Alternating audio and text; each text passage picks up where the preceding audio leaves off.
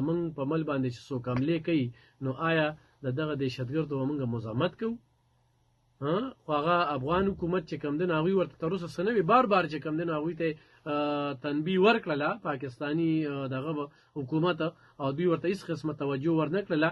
جی آی اس پی آر چې کوم دی هغوی هغه پریس کانفرنس کړی دی او په دغه پریس کانفرنس باندې به هم راسره خبرې اترې کوي په دغه پروګرام کې نن یې کړی دی او ډېر طویل پریس کانفرنس و. په دغه پریس کانفرنس کې چې کوم دی نو ډېر کافي سوالونه پې هم صحافیانو کړي دي.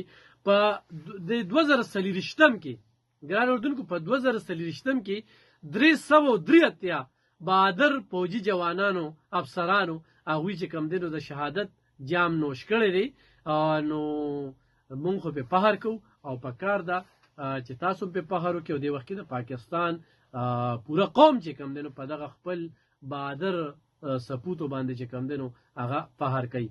دغه شانتي یو بله خبره چې کوم ده هغه مخې ته راغستې ده چې بر وخت اقدامات د دهشتګردۍ خلاف چې کوم دی نو د هغوی یو شمېر منصوبې چې کوم دی نو هغه ناکامه شوي دي. خو چرې دغه بر وخت اقدامات نو شوي پاکستان انټیلیجنس پاکستان فوج ادارو چې کوم دی نو ډېر زیات چې کوم دی نو نقصان به شوي په دغه کې په دغه کې یو شمېر دهشتګرد چې کوم دی هغه کیفر کردار ته رسولي دي.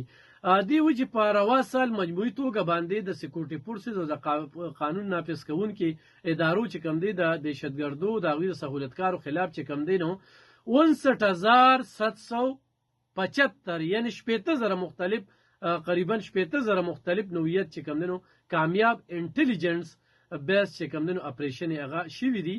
دا ډي جی آی اس پی آر وایي. نو زمونږ د ټلیفون لیکه ده 6515 په دې به تاسو راځئ او زموږ سره به خبرې اترې. هلو السلام علیکم.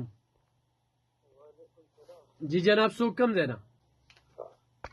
نو خبره دا ده چې دا ملک مونږ ته هغه ښه بد کېږي که نه نو مونږ ته هغه ښه بد شو.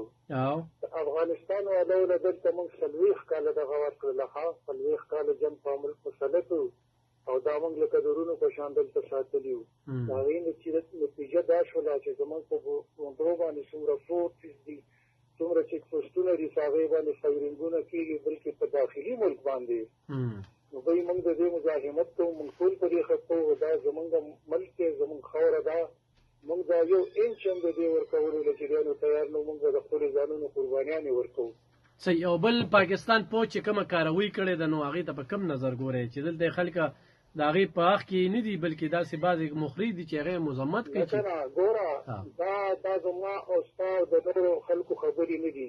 دلته کې مطلب دا دی کوم خلک چې کاروي په پاکستان کې کوي که نه دا د هغه خلکو ټکانې وي دغلته باقاعده ټرېننګونه ورکولی کېدل د هغه ځینې د کسان رالېږل دوی په خپلو مشرانو باندې چې دی نو بمباري کړې ده په افغانیانو خو یې نه ده کړې.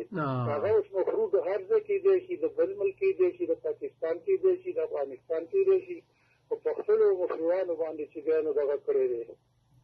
صحیح صحیح. تاسو کوم ځای نه خبرې کوئ جي؟